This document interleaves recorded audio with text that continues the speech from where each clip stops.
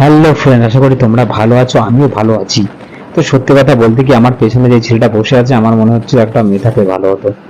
এত দূরে যাবো, একটা গার্লফ্রেন্ড থাকবে পেছনে বসে, তা না হয় সঞ্জয় আমার পেছনে আছে।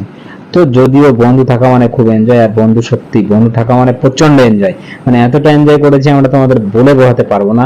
যদিও আমরা অনেকটা কিছুই ক্যামেরা বন্দি করতে পেরেছি, তো যাই হোক, আমরা এইভাবে সামনের দিকে এগোতে লাগলাম, আর এগোতে এগোতে এত সুন্দর একটা ভিউ দেখলাম এইখানটায়, প্রচন্ড ভালো লাগছিল।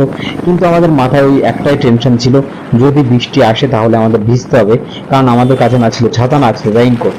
তো এইভাবেই আমরা আস্তে আস্তে যেতে লাগলাম, আর এদিকে দেখলাম পল্লব ঝড়ের গতিতে।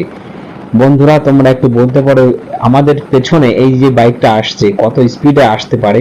মানে পল্লবের বাইকটা পল্লব কত জোরে চালাচ্ছে দেখো একটু। ওকে আমি বললাম যে এত জোরে চালাস না, ও বলছে না অসুবিধা নেই, কোনো প্রবলেম নেই। কিন্তু প্রবলেম নেই, কিন্তু এমনও তো হতে পারে কোনো প্রবলেম না হোক, সেটাই আমরা চাই। যাই হোক,